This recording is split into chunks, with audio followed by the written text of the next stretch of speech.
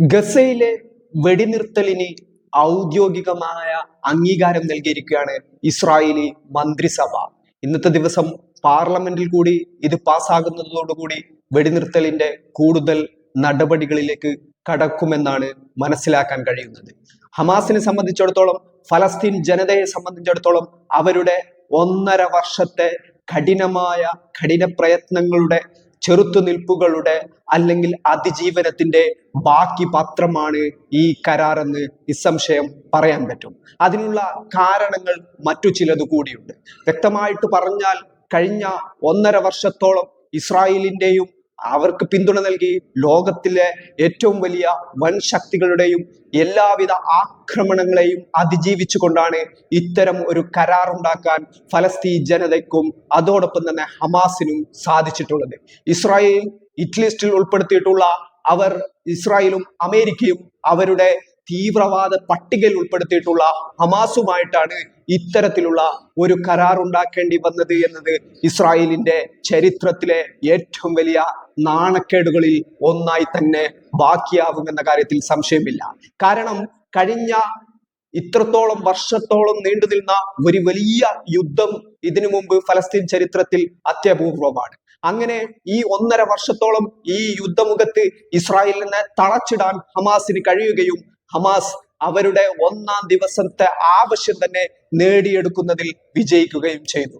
Israel പറഞ്ഞിട്ടുള്ള കാര്യം, ഞങ്ങൾ ഗസയെ 4 ദിവസം കൊണ്ട് നിലം പരിശലാക്കാൻ പോകുന്നു, ഗസയെ ജനവാസമില്ലാത്ത മേഖലയായി മാറ്റുമെന്നുള്ള പ്രഖ്യാപനത്തോടുകൂടി 1.5 ലക്ഷം സൈനികർ തയ്യാറായി നിൽക്കുന്നു എന്നുള്ള ഒരു പ്രഖ്യാപനത്തോടു കൂടിയാണ് ഇസ്രായേൽ യുദ്ധം തുടങ്ങിവെച്ചത്. പൂർണ്ണമായിട്ടുള്ള സൈനിക നടപടികളിലൂടെ തന്നെ ഞങ്ങൾ ഇത് നേടിയെടുക്കുമെന്നാണ് അവർ അവകാശപ്പെട്ടത്. പക്ഷേ അവർ പറഞ്ഞ ലക്ഷ്യങ്ങളിലേക്ക് 1.5 വർഷത്തോളം ഫലസ്തീൻ ജനതയെ കൊന്നൊടുക്കിയിട്ട് പോലും അവരുടെ ലക്ഷ്യം നേടിയെടുക്കാൻ അവർക്ക് സാധിച്ചില്ല. ഇസ്രായേലിന്റെ എല്ലാ റഡാർ സംവിധാനത്തെയും അമേരിക്കയുടെ എല്ലാ അത്യാധുനിക ടെക്നോളജികളെയും മറികടന്നുകൊണ്ട് ഹമാസ് എന്നുള്ള ഒരു സംഘടന ഫലസ്തീനിലെ ചെറുത്തുനിൽപ്പ് പ്രസ്ഥാനങ്ങളും ഈ ബന്ദികളെ എവിടെയാണ് ഒളിപ്പിച്ചത് എന്നുള്ള ചോദ്യം ഇപ്പോഴും ബാക്കിയാവുന്നുണ്ട്. 1.5 വർഷത്തോളം നടന്ന സൈനിക നടപടികളിലൂടെ നേടിയെടുക്കാൻ കഴിയാത്ത കാര്യമാണ് ഇപ്പോൾ ഒരു സമാധാന കരാറിന്റെ രൂപത്തിൽ അവർ ഉണ്ടാക്കിയിരിക്കുന്നത്. അഥവാ ആദ്യഘട്ടത്തിൽ തന്നെ ഈ ഒരു വിഷയവുമായി ബന്ധപ്പെട്ടുകൊണ്ട് പ്രബുദ്ധരായ പലരും പറഞ്ഞിട്ടുള്ള കാര്യം, വെടിനിർത്തലാണ് ആവശ്യം, സമാധാന ചർച്ചകളാണ് ആവശ്യം. ആ സമാധാന ചർച്ചകളിലൂടെ മാത്രമേ ഇതിനൊരു പരിഹാരങ്ങൾ ഉണ്ടാക്കാൻ കഴിയൂ എന്നാണ്. രാഷ്ട്രീയ പരിഹാരമാണ് ആവശ്യമെന്ന് ലോകം മുഴുവൻ ഉച്ചത്തിൽ വിളിച്ചു പറഞ്ഞിട്ടും ഇസ്രായേൽ അത് അംഗീകരിക്കാൻ തയ്യാറായില്ല. അവർ കനത്ത പ്രഹരങ്ങൾ, കനത്ത ആക്രമണങ്ങളാണ് ഗസയിൽ നടത്തിയത്. ഹോസ്പിറ്റലുകളെല്ലാം തകർത്തു. പൂർണ്ണമായിട്ടും സ്കൂൾ കെട്ടിടങ്ങളും കുട്ടികളെയും സ്ത്രീകളെയും കൊന്നൊടുക്കി. ഇത്തരത്തിൽ വലിയ രീതിയിലുള്ള അതിക്രമങ്ങൾ ഗസയിലെ ഒരു വംശഹത്യ തന്നെ അരങ്ങേറി. ലോകം മുഴുവൻ ഇസ്രായേലിനെതിരെ തെരുവിലിറങ്ങി. എന്നിട്ട് പോലും അല്പം പോലും മര്യാദയോ യുദ്ധനീതിയോ കാണിക്കാൻ ഇസ്രായേൽ തയ്യാറായില്ല. അങ്ങനെ വീണ്ടും ഈ ആക്രമണങ്ങൾ തുടർന്നുകൊണ്ട് തങ്ങളുടെ ബന്ദികളെ കണ്ടെത്താൻ കഴിയുമെന്നും അവരെ ഇത്തരത്തിലുള്ള വലിയ ആക്രമണങ്ങൾ കൊണ്ട് ഹമാസിന്റെ അതിജീവനവും ഫലസ്തീൻ ജനതയുടെ പോരാട്ടവും അവസാനിപ്പിക്കാൻ കഴിയുമെന്നും ഇസ്രായേൽ വിശ്വസിച്ചു. അവർ ശക്തിയിലാണ് വിശ്വസിച്ചത്. പക്ഷേ അചഞ്ചലമായ നിശ്ചയദാർഢ്യത്തോടുകൂടി ഫലസ്തീനിലെ മുഴുവൻ ജനങ്ങളും, അവിടുത്തെ മുഴുവൻ ചെറുത്തുനിൽപ്പ് പ്രസ്ഥാനങ്ങളും സ്വതന്ത്ര പോരാട്ട പ്രസ്ഥാനങ്ങളും ഈ ഒരു പോർമുഖത്ത് അല്ലെങ്കിൽ ഈ ഒരു പോരാട്ട മുഖത്ത് ഉറച്ചു നിന്നു. ആ ഉറച്ചു നിന്നതിന്റെ ബാക്കി പത്രം കൂടിയാണ് ഇപ്പോൾ ഉണ്ടായിരിക്കുന്ന ഈ ബന്ദി കൈമാറ്റ കരാർ എന്നുള്ളത്. ആദ്യഘട്ടത്തിൽ തന്നെ 33 ബന്ദികളെയാണ് ഹമാസ് ഇസ്രായേലിന് കൈമാറാൻ പോകുന്നത്.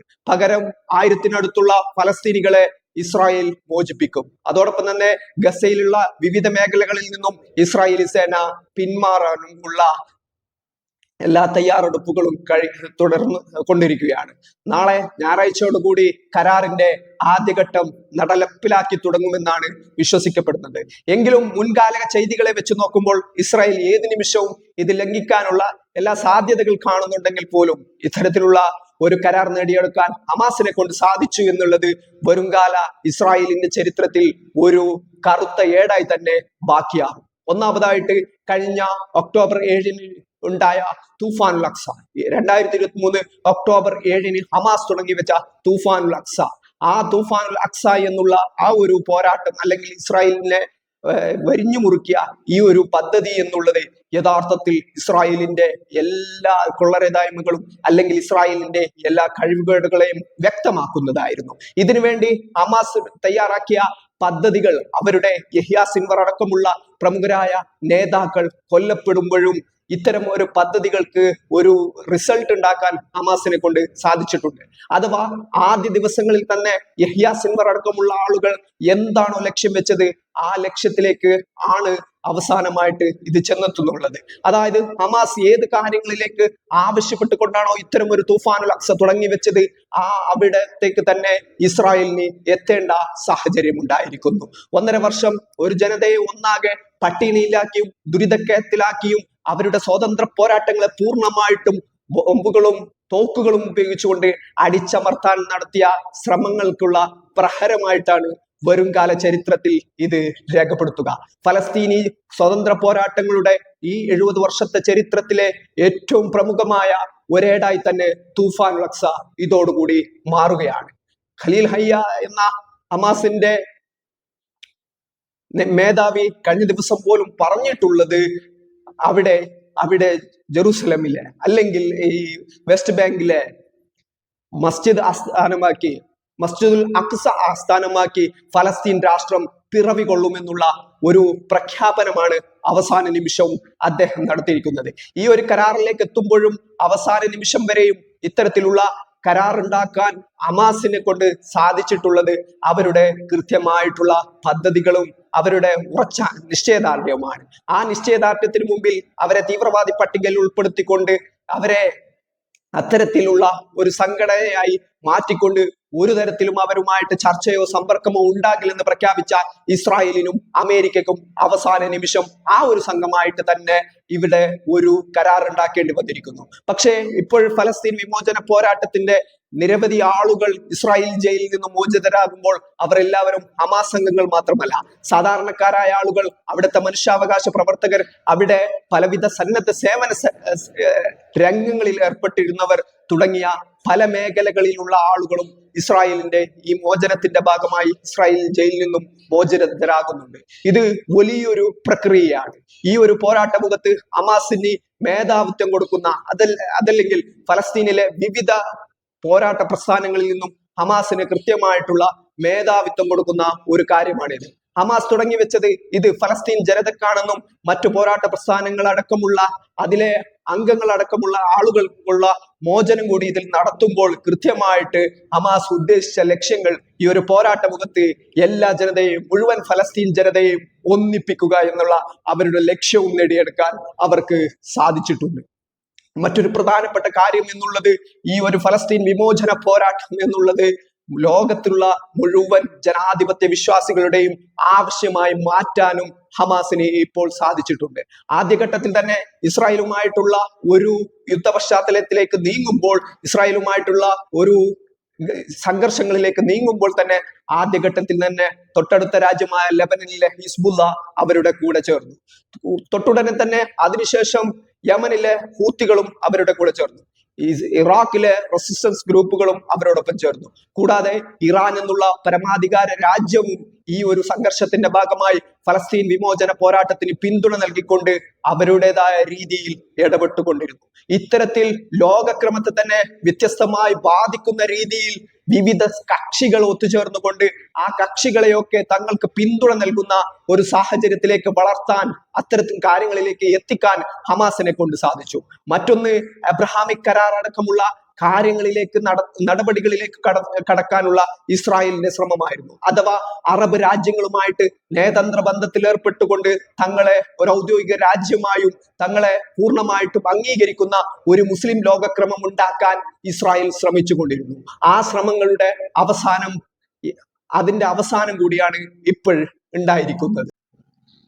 അതായത് കൃത്യമായി അബ്രഹാമിക് കരാർ എന്ന ഒരു കരാറിലൂടെ അറേബ്യൻ രാജ്യങ്ങളുമായിട്ടുള്ള നയതന്ത്ര ബന്ധത്തിൽ ഏർപ്പെടുത്തി അവിടെയൊക്കെ എംബസികൾ തുടങ്ങി തങ്ങൾ ഒരു ഔദ്യോഗിക രാജ്യമായി അറബ് ജനതയെ മുഴുവൻ അംഗീകരിപ്പിക്കാനുള്ള ഇസ്രായേലി അമേരിക്കൻ പദ്ധതികൾക്കാണ് യഥാർത്ഥത്തിൽ ഹമാസ് തുരങ്കം വെച്ചിരിക്കുന്നത്. അവർ ഒരു തൂഫാനുൽ അക്സ തുടങ്ങി വെച്ചത് കൊണ്ട് ഇത്തരം ഒരു പ്രക്രിയയെ കൂടിയാണ് അവസാനിപ്പിക്കേണ്ടി വന്നത്.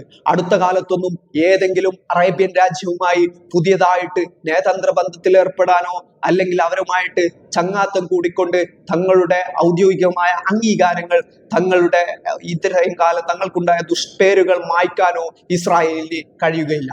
അത്തരം ഒരു പശ്ചാത്തലം കൂടി ഈ ഒരു തൂഫാനുൽ അക്സയ്ക്ക് ശേഷം ഈ ഒരു പോരാട്ടമുഖത്ത് ഉണ്ടായിട്ടുണ്ട്.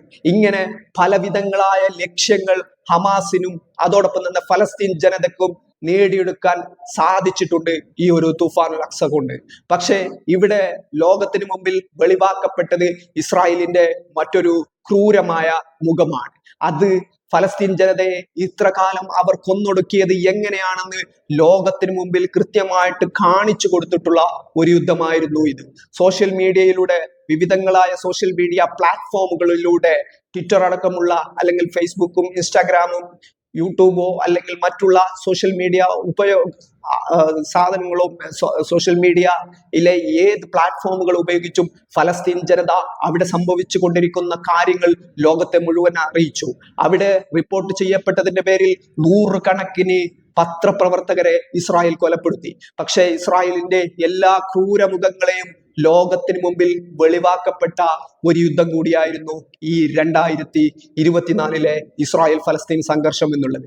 ഇതുവരെയുള്ള ഫലസ്തീൻ വിമോചന പോരാട്ടത്തിന്റെ, ഫലസ്തീൻ സ്വതന്ത്ര പോരാട്ടത്തിന്റെ ചരിത്രം പരിശോധിക്കുമ്പോൾ ലക്ഷക്കണക്കിന് ഫലസ്തീനികളെ ഇസ്രായേൽ കൊന്നൊടുക്കിയിട്ടുണ്ടെങ്കിൽ പോലും ഇത്രയും കൃത്യമായിട്ട് ലോകത്തിന് മുമ്പിൽ വെളിവാക്കപ്പെടാനുള്ള സാഹചര്യങ്ങൾ അന്ന് ഉണ്ടായിരുന്നില്ല. ഇന്ന് അത്തരം കാര്യങ്ങൾ മാറിക്കൊണ്ട് ഇസ്രായേൽ എന്ന അധിനിവേശ രാജ്യത്തിന്റെ എല്ലാവിധ കുതന്ത്രങ്ങളെയും എല്ലാവിധ ആക്രമണ സ്വഭാവത്തെയും വ്യക്തമാക്കി മനസ്സിലാക്കിക്കൊണ്ട് വ്യക്തമാക്കുന്നതായിരുന്നു ഈ ഒരു പോരാട്ടമുഖം. തൂഫാനുൽ അക്സ തുടങ്ങിയതിന് ശേഷമുള്ള ലോക സാഹചര്യങ്ങൾ പരിശോധിക്കുമ്പോൾ ലോകത്തുള്ള മനുഷ്യാവകാശ ബോധമുള്ള, സ്വാതന്ത്ര്യബോധമുള്ള, നീതിബോധമുള്ള മുഴുവൻ ജനതയും ഫലസ്തീനെ പിന്തുണക്കാൻ തയ്യാറായി എന്നുള്ളതാണ്. അത് കേവലമായ മതമോ അല്ലെങ്കിൽ മറ്റു വർണ്ണമോ എന്നുള്ള പ്രത്യയശാസ്ത്രങ്ങൾക്കപ്പുറം കൃത്യമായിട്ടുള്ള ലോകത്തിന്റെ നിലപാടായിരുന്നു. UN അടക്കമുള്ള അന്താരാഷ്ട്ര ഏജൻസികളും കൃത്യമായിട്ട് ഫലസ്തീൻ വിഷയത്തിൽ ഫലസ്തീൻ എന്നുള്ള സ്വതന്ത്ര രാജ്യമാണ് ആവശ്യം എന്നുള്ള നിലപാടിന്റെ കൂടെ നിന്നു. ഇന്ത്യ അടക്കമുള്ള രാജ്യങ്ങളുടെ നിലപാടും അത്തരത്തിലായിരുന്നു. കൊല്ലങ്ങളായി ഇന്ത്യ തുടരുന്നുള്ളത് ഫലസ്തീൻ എന്നുള്ള രാജ്യത്തിന്റെ സ്വാതന്ത്ര്യാവകാശത്തിനൊപ്പം തന്നെയാണ് ഇതുവരെയും നിലകൊണ്ടിരുന്നത്. അങ്ങനെ ലോക ചരിത്രത്തിൽ തന്നെ ഇന്നുവരെ ഇല്ലാത്ത ഒരു ഫലസ്തീൻ പിന്തുണ ഈ ഒരു 2024 സംഘർഷമുഖം ഉണ്ടാക്കിയെടുത്തു എന്നുള്ളതാണ് ഒരു യാഥാർത്ഥ്യം.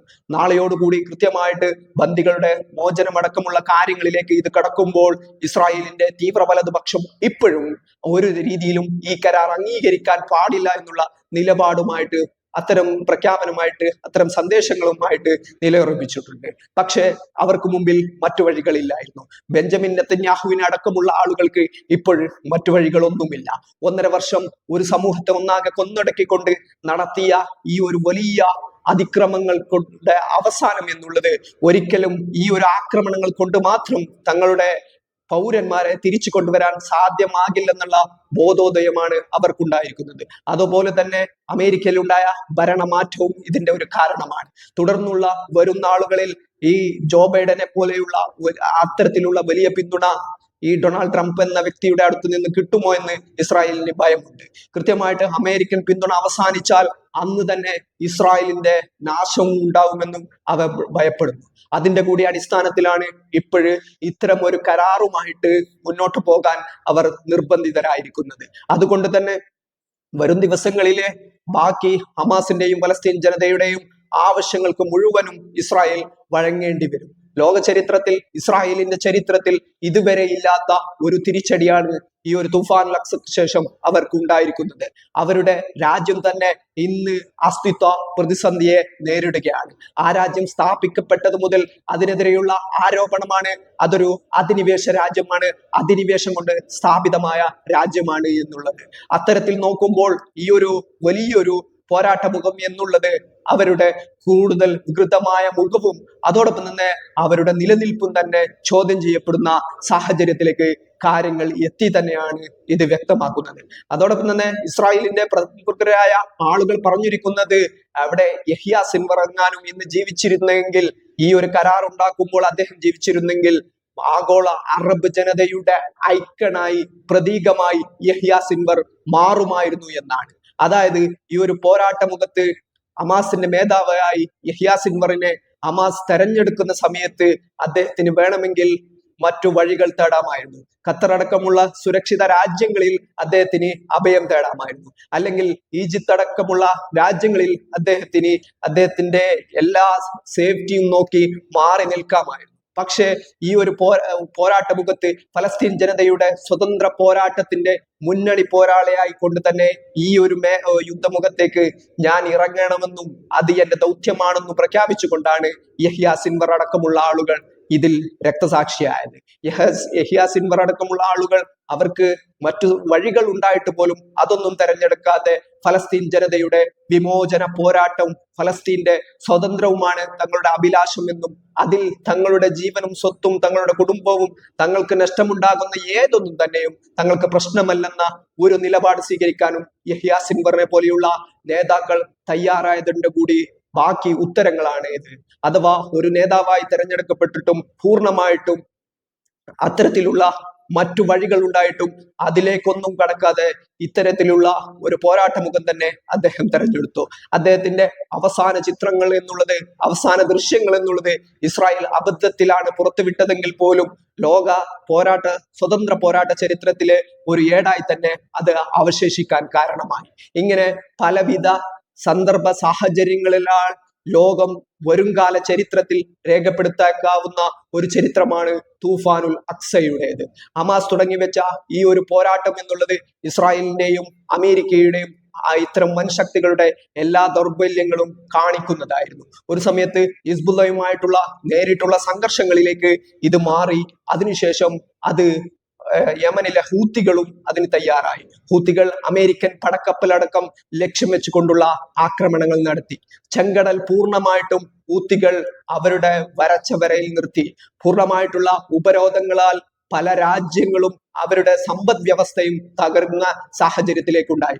ഇത്തരം ഒരു ബഹുമുഖ പോരാട്ടമായി ഇത് മാറി എന്നുള്ളതാണ് ഇതിന്റെ മറ്റൊരു പ്രത്യേകത എന്നുള്ളത്. ഇങ്ങനെ എല്ലാ തരത്തിലും ഇസ്രായേൽ എന്നുള്ള അധിനിവേശ രാജ്യത്തിന്റെ എല്ലാ കൊള്ളരുതായ്മകളും അല്ലെങ്കിൽ എല്ലാവിധ ചെയ്തികളെയും തുറന്നു കാട്ടപ്പെടുമ്പോഴും ലോകം മറ്റൊരു പോരാട്ടം ഓർമുഖം തുറന്നു എന്നുള്ളതാണ്. അതായത് ഇസ്രായേൽ, അമേരിക്ക എന്ന ലോകത്തിലെ രണ്ട് വൻ ശക്തികൾ നേതൃത്വം നൽകുന്ന ഒരു സമൂഹം അല്ലെങ്കിൽ ഒരു വലിയൊരു ലോക വ്യവസ്ഥിതിയെ തന്നെ ചോദ്യം ചെയ്യുന്ന രീതിയിലേക്ക് ഈ ഒരു പോരാട്ടമുഖം മാറി എന്നുള്ളതാണ്. മറ്റൊന്നുണ്ടായത് സിറിയയിലെ ഭരണമാറ്റമാണ്. റഷ്യ എന്ന ലോകത്തിലെ മറ്റൊരു വൻ ശക്തിയുടെ എല്ലാവിധ പിന്തുണയോടും കൂടിയും ഭരിച്ചിരുന്ന ഏകാധിപതിയായിരുന്ന അസദിനെ അവിടെ വഴിമാറേണ്ടി വന്നു. എല്ലാവിധ പിന്തുണയും അത്യാധുനിക ആയുധങ്ങളും നൽകിയിട്ട് പോലും അദ്ദേഹത്തിനും ആ ഒരു ഏകാധിപതിക്കും പിടിച്ചു നിൽക്കാൻ കഴിഞ്ഞില്ല എന്നുള്ളതാണ് മറ്റൊരു ഈ കാലത്തുണ്ടായ പ്രത്യേക പ്രതിഭാസവും സാഹചര്യവും എന്നുള്ളത്. അങ്ങനെ ലോകത്തിലെ രണ്ട് പ്രബലരായ വൻശക്തികൾ, അമേരിക്കയും ഇസ്രായേലും അടങ്ങുന്ന ഒരു ശക്തിയും മറ്റൊരു ഭാഗത്ത് റഷ്യയും ഒരു തരത്തിൽ അല്ലെങ്കിൽ മറ്റൊരു തരത്തിൽ ഇത്തരത്തിലുള്ള ഈ ഒരു യുദ്ധമുഖത്ത് അല്ലെങ്കിൽ ഈ ഒരു ലോകക്രമത്തിൽ പരാജയപ്പെട്ടു എന്ന് തന്നെയാണ് ഇത് വ്യക്തമാക്കുന്നുള്ളത്. അതുകൊണ്ട് തന്നെ വരും ദിവസങ്ങളിൽ ഈ ബന്ദിക്കൈമാറ്റ കരാറിലേക്ക് അടക്കമുള്ള നടപടികളിലേക്ക് കടക്കുമ്പോൾ ഹമാസിന്റെ ഈ ഒരു തൂഫാനുൽ അക്സ എന്നുള്ള അവരുടെ ഏറ്റവും വലിയ ചരിത്രപരമായ ദൗത്യം കൂടുതൽ ലോകത്ത് ചർച്ചയാകുമെന്ന കാര്യത്തിലും ഒരു സംശയവുമില്ല.